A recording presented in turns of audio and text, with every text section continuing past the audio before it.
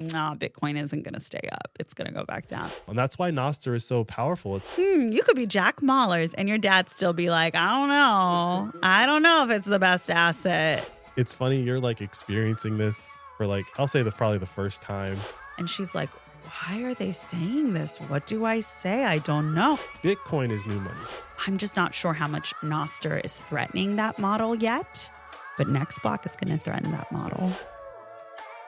You're listening to Flirting with Bitcoin, a weekly chat with my very interesting husband about Bitcoin and how the world and our family's life is better because of it. It's season 4, and we've moved to Nostr City. So my Bitcoin lessons are done? Your Bitcoin lessons are never done. So what does new social media have to do with it? Babe, Nostr is more than social media. If Bitcoin is the new money, Nostr is the new internet. You really think so? I do. I believe Nostr will drive the next wave of Bitcoin adoption. So Nostr City is where we need to be. We? Yeah, of course we're bringing Keon. You got your bags packed, buddy? Yes. Good job. Don't forget to pack your NPub.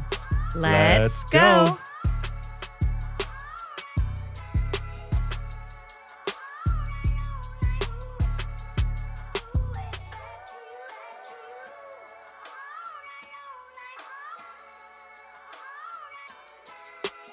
Hey, Ian. Hey, Mandana.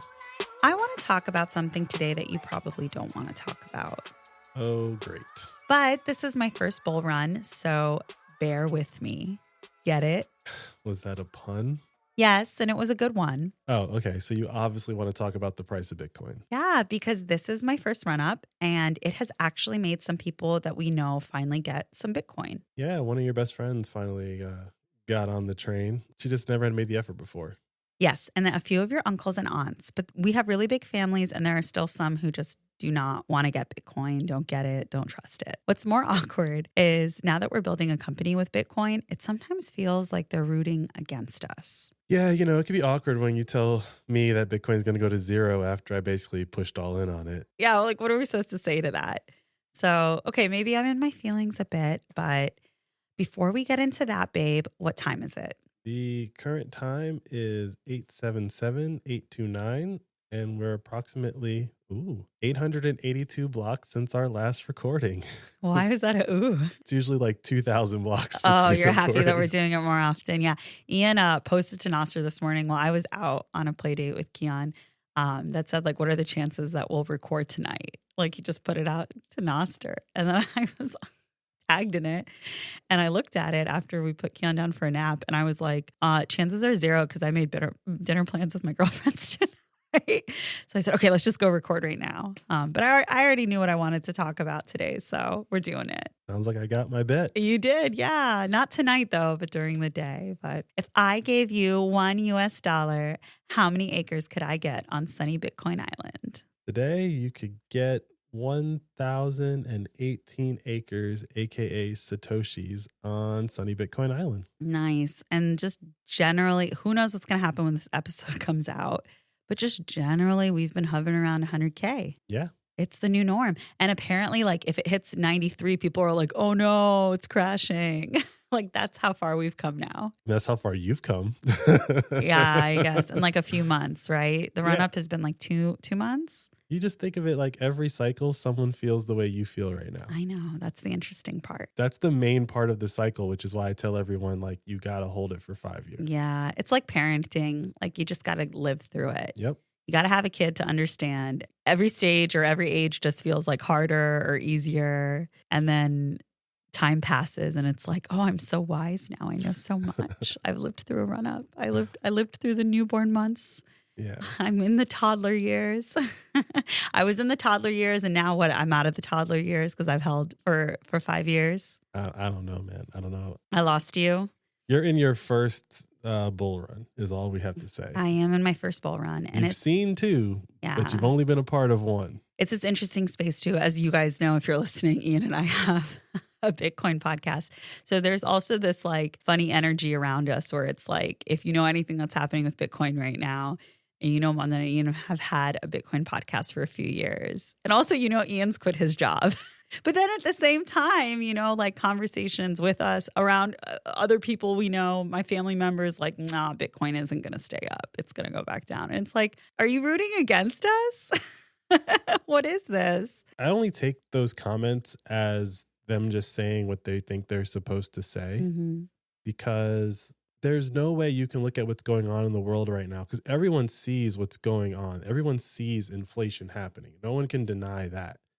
And then there's just some people that say there's nothing we can do about it. And there's other people that say there is something that we can do about it, and we're actually doing it. I actually think those dots don't get connected in that conversation unless possibly you and I are in that conversation. But, as Bitcoiners say, normies, when normies are hanging out, dissing Bitcoin. The price catches their attention. And when the price catches their attention, if they haven't put any thought into it since the last time the price caught their attention, they're just going to repeat the same things they were saying before. Oh, it went up, it's going to go back down. The longer that I've had these conversations, and now I'm been proven right at least twice now because of both bull runs amongst my circle, right? Like every Bitcoiner is amongst their circle, I've been proven right because I've been talking about it for a while. Now I'm hearing what you hear a lot of people say that they've been hearing for a while, which is you're lucky, right? It's like you're lucky. Oh, you got lucky. And it's like, did I? Because I've been telling you about it. You could have been lucky too. Yeah, you could have been. If it was just a matter of I got lucky because I had information, then yeah, you could also be lucky. But there's I even feel it coming out of me sometimes where I'm like, when I figured out kind of what Bitcoin was, I had Ian set up a podcast so that he could teach everyone and that everyone could understand and everyone could get Bitcoin. But you guys don't listen to it. I literally said that to one of my best friends who was at our house getting set up with her BitKey because she was just kind of putting the math together about what she's missed out on up until this point. We just kept instilling that confidence that it's okay. You get it at the price you deserve, but you're in now.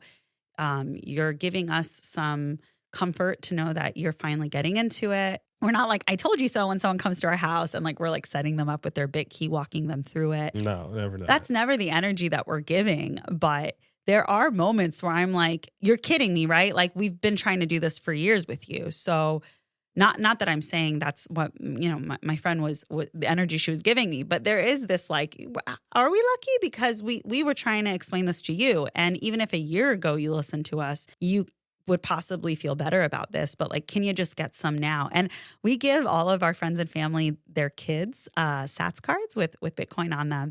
And it's funny because a year has gone by and so many of my friends have had birthdays again for their kids or my cousins, their kids have birthdays. And I say, just send me the Sats card information, scan it so I can re-up it, so I can put more in it. And they never do because they don't even know where those are.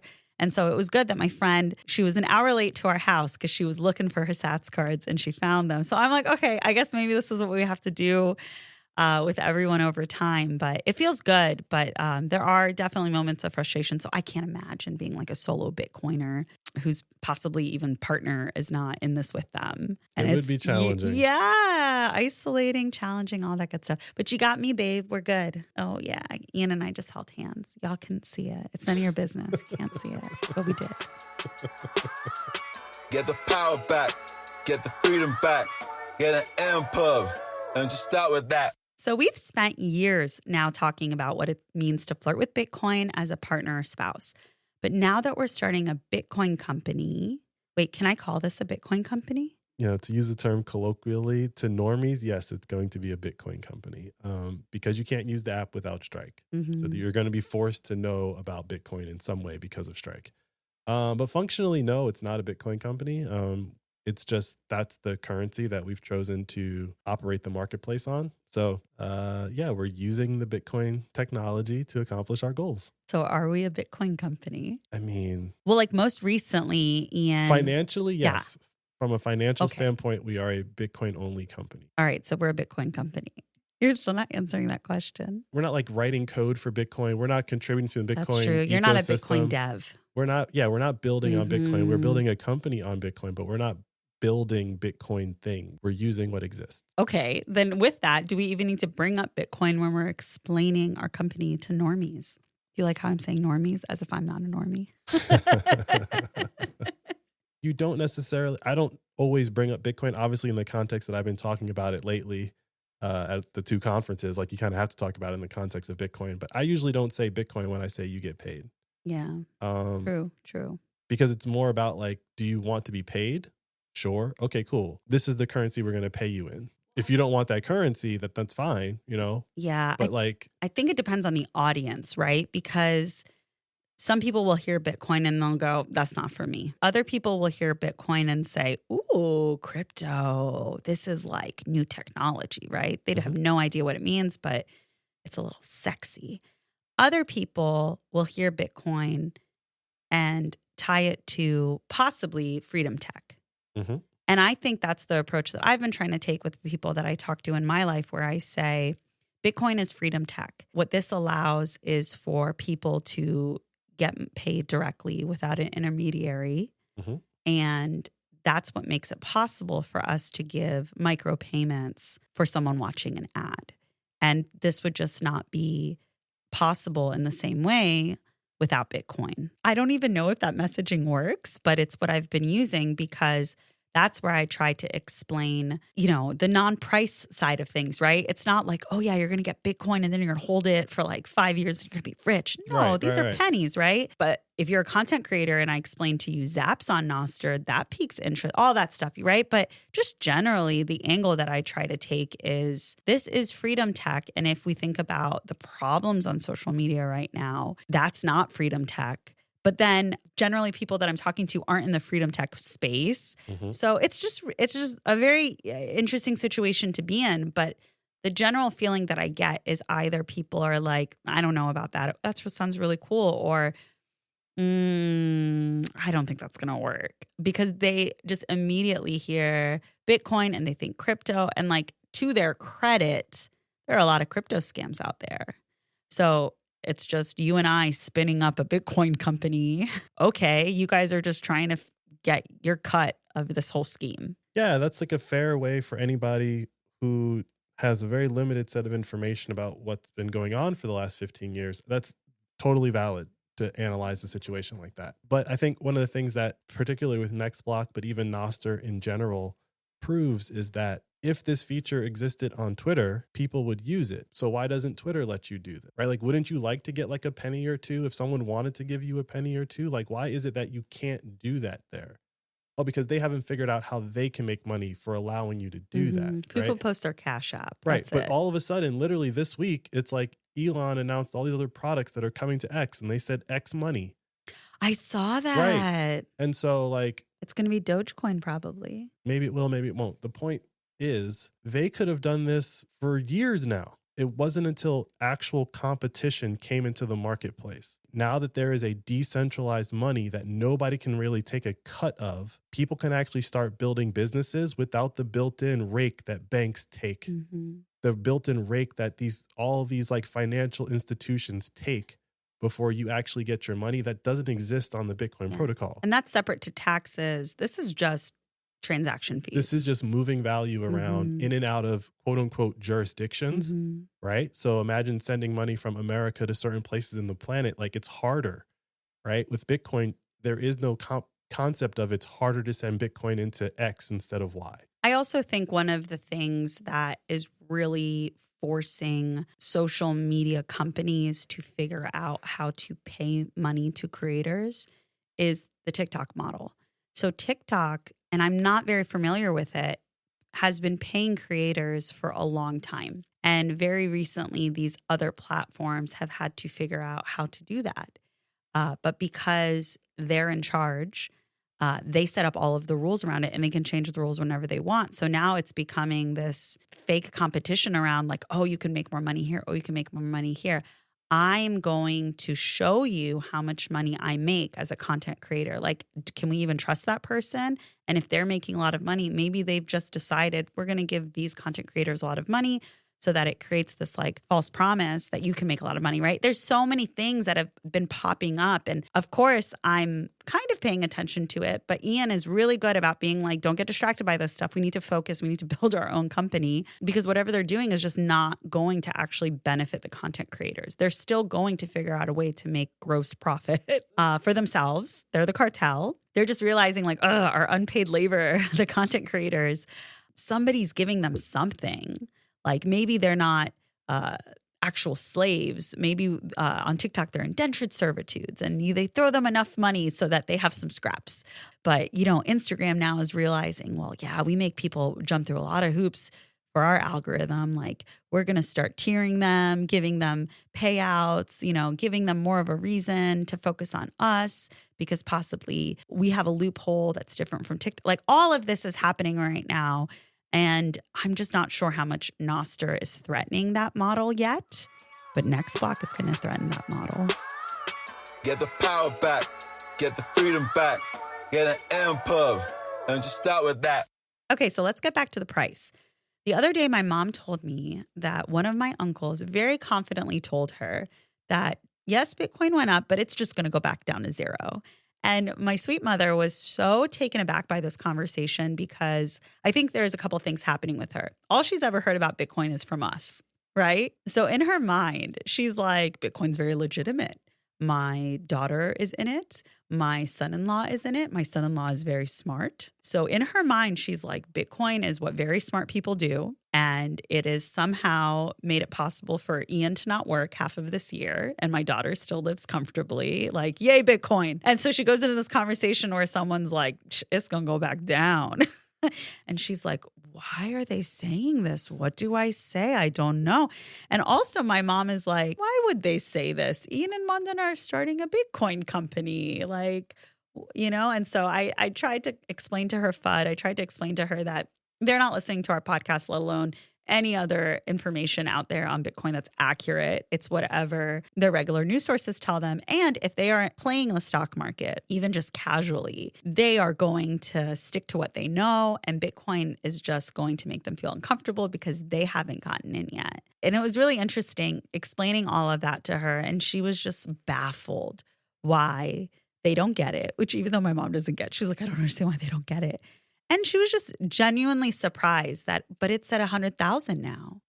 So it's just really interesting to see that she suddenly doesn't know how to respond in that conversation when someone's throwing FUD at her. I mean, you could always just tell her to tell them to listen to our podcast, right? Like, that's like the easiest answer to give. Yeah. Or she could listen to the podcast and then she'll have all the responses that she'll know needs. how to handle that conversation. Yeah. Having the podcast, we were always going to have this topic come up, but now that we're starting a Bitcoin company, we're dealing with this forever, right? Like, this is just going to be with us. That's how it feels. I think that whenever someone's like, oh yeah, you guys started a new company, what is it? Immediately like, I don't even want to explain what it is because one, like, how do I explain what it is without sounding like a psychopath? We are going to create a new social media company and it's going to be better than all the other ones. And it's going to pay people to watch ads and people can send each other Bitcoin. Like, who are we? It sounds very fanciful when you say it all at once. It sounds very fanciful. But then also, like, again, if they don't know anything about Bitcoin, it's just kind of like, why am I? They're going to be like, oh, this is another thing that they're doing that I've completely tuned out of. It's just an interesting space to be. I feel like we're living two different realities where we have this universe of people or entities that fully understand what we're doing and building and support it and are excited about it or asking us about it.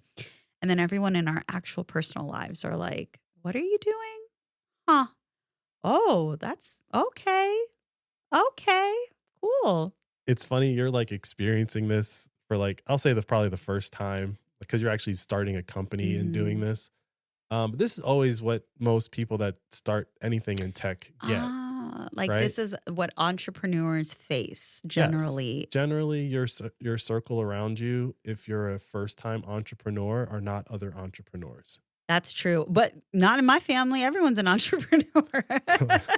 There's that. They're all small business owners.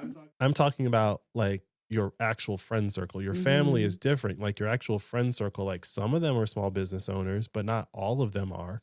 And all of the ones who are incredibly traditional small businesses that they went to professional school for and have certifications. Yeah. And like they know how to run that business. Yeah, we didn't go to social media school. Exactly, right? Exactly. And or Nostr school or Bitcoin school. Oh, you kind of went to Bitcoin school. I don't know how to run a dentist's office or a lawyer's office, right? But like there are a lot of dentists and lawyers around me.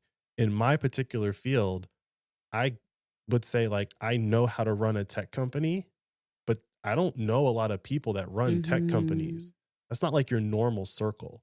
And so you're just adding a bunch of other layers on top of that reality, right? Like I don't hang out with a bunch of like tech company owners that are building something with Bitcoin and are building something with Nostr. Yeah. Like that's such a small stack of like applicants to choose from. The odds that they're like in your daily personal lives, like it's so small. And that's why Nostr is so powerful. It's like, these are the people. If you're running a business and you're using Nostr, you are fundamentally in that group, right? Like you're running your business, you're probably running it on Bitcoin, right? Like it's a self-selected group of people that are trying to live a certain way with a certain set of tools. It's interesting to me because I always think that the early days of Nostr that we're in right now could possibly be what the early days of Bitcoin were. Like when we were at these conferences, I remember talking to people at the Nostr booth. Sometimes they would say it, sometimes I would. And I would say, Nostr is the most interesting thing at this conference. This is the innovation. Bitcoin's been around for a long time. And I said, just like how Bitcoin used to be the small booth at other conferences, it's Nostr now.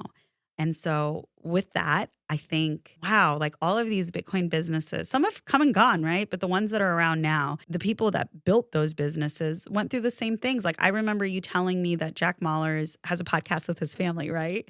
And he was arguing with his dad about Bitcoin on that, like recently, a few months ago, right? Yeah. Like poor Jack Mallers. What else does he have to do? So I'm like sitting here like, man, why is my uncle hating? And I'm like, well, you could be Jack Mallers and your dad still be like, I don't know. I don't know if it's the best asset. No, that wasn't the argument. It was just his whole point was like, what would you do differently? Right? He was like, quote unquote, defending the actions of the Fed and the Treasury Department. You could not print the money. And his dad's like, yeah, but they're gotta print the money. Like you Bitcoiners have kind of conceded that, right? So like, that's not on the table. What else would you do differently? And it's like, he was quoting stats that were obviously like BS stats, right? He's quoting the CPI and no Bitcoiner is going to like acknowledge that number. But he's like, I don't know, the CPI is at 2. So like, wouldn't it be things funny are better. If in like 15 years, you and Keon are sitting on a podcast, Keon's arguing in favor of the Fed. What would you do? I don't know. We'll have to keep recording this podcast to find out. Get the power back, get the freedom back, get an MPub, and just start with that. All right, babe, to wrap it all up, I want your honest take on how you feel as a few more family members have come to you about Bitcoin, to buy Bitcoin, to be set up. How does it feel? Do you feel satisfaction? I wouldn't call it satisfaction. I would call it gratitude, actually. Like, I'm very grateful that even though they weren't with me on like all of it, right? Like they are listening, they are paying attention. Not all of them are at the same speed, but everyone's like slowly catching up now. And I'm just grateful that like I could actually like live a life and like convince them that like this is like a thing, guys. You know, like I feel like there are some people, I see them on Nostr where they're like, I've been arguing with my uncle for like 10 years. Or I've never orange pilled someone. Yeah. Wow. And so I'm just very grateful that I think between me and my dad, like my dad has definitely helped me on my family side, right? Because my dad's been the one that's told everyone to buy real estate his whole life. So like when Julian says, actually guys, like, yeah, I might want to buy Bitcoin. You might want to listen to Ian. Like real estate might not be the way he's anymore. Like if you must buy a house, okay, sure. But like if you're investing, you might want to call Ian. Like I'm not that guy anymore. We're not even not that guy. It's like my information is not going to beat his information if what you're looking to do is just maintain or grow your wealth. And for a little context, like Ian and I had our wedding 3 years ago. We got married 4 years ago. We had our wedding delayed because of COVID. And at the wedding, or like the emails that went out to the wedding had our podcast links that was like, you can listen and learn about Bitcoin on the way there. Ian had Bitcoin cufflinks. There were tons of Bitcoin jokes the whole time. Like 3 years ago, when everyone in our life, we had, 130 people come to our wedding. The closest people in our family, uncles, aunts, cousins, all of them knew like Manda and Ian are on this Bitcoin thing. And we are where we are now. Like we didn't change anything. I think the best way to put it is like we have just executed on this new idea. If you live a certain way, things can be different. And I think everyone has taken notice. Like I think they weren't necessarily rooting against us, but they were just like, oh, like they're doing a thing, whatever. Ian and Manda are a little different. Yeah, we're like generally whatever. a little different than others. And so, I think that's just how everyone took it. but because we like have documentation almost week to week of like everything we're learning and talking about. And my aunt, she said that in our last text message. She was like, I don't even understand this. You try to tell me once, but I see what's going on, and we'll talk later, and Auntie will get more on board. And I'm like, cool. Yeah, she trusts you. Yeah, and that's why I'm saying I'm grateful that I've been able to do that for my family, because as I've talked about a lot on this podcast, however you want to take this, but like I do see in historical terms, I do see Bitcoin and Bitcoiners and people who really live this lifestyle as like the new aristocracy. And I don't mean that in a bad way, just like people who understand like how to have wealth and like what that actually means for this internet generation, really, right? This is like how the internet generation is going to just talk about wealth, right? Like old money started talking about like tech billionaires is like new money, but they're still technically old money. Yeah, they're funded by old money. They're funded by old money, but the money itself is old. Like that technology is still old. Bitcoin is new money, and the Bitcoiners are going to be the ones that decide what is valuable, because they will only part with their increasingly more valuable Bitcoin for things that are actually desirable. For example, like no Bitcoiner is going to trade their Bitcoin for a crappy apartment in Manhattan just to live in Manhattan. So how valuable will land in Manhattan actually be if Bitcoiners aren't willing to put Bitcoin into the Manhattan economy? Talking about real estate alone, like it's used as an investment. And there's so many like empty homes, apartments, condos all around the world owned by the wealthy. And once they don't have to hoard physical things to maintain their wealth, things will really change. And I think the sharing of resources will change, because the valuation of things will change. And then the burden of owning physical property is not going to be worth it anymore. Yeah, and you see this with some billionaires versus others. Like there are tons of billionaires that only own one home, right? Like they store their wealth in something else. There's just this new class of people. They're not even individuals anymore. It's like an institution, like commercial investment in real estate, right? Like it's not individuals anymore, like owning, I'm a landlord, I own this land in this manor. And it's like, oh, that nobody should have that much land. It's like, yeah, okay, but that was like one guy. Now it's like an entire country does that to another country. It's just it's not sustainable. But now with Bitcoin, all this, they keep talking about the great wealth transfer, as all these people in their 70s are, approaching retirement and then unfortunately passing away. It's all going to be passed on to mostly millennials. Actually, what's about to happen, the biggest wealth transfer in history, is about to happen to women. The men that are dying off, that are hoarding all that money, their wives are younger than them. There's actually data about this, and it's coming that wealth transfer is going to go to a slightly younger class of women. And those women are very soon going to have to decide where to put their money.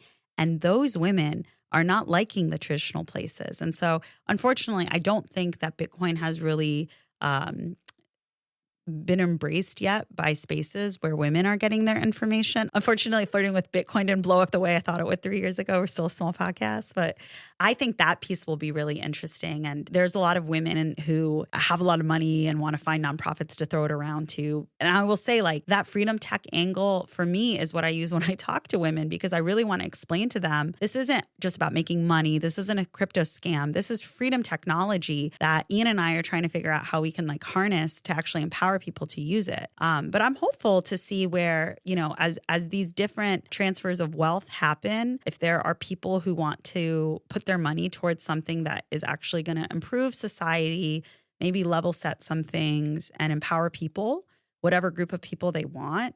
I really believe Next Block will be something that will get their attention, whether or not they understand what Bitcoin is. Yeah, because we're not a Bitcoin company. We're a social media company that uses Bitcoin and Nostr to accomplish its goals. Y'all got that? Get the power back, get the freedom back, get an M pub, and just start with that.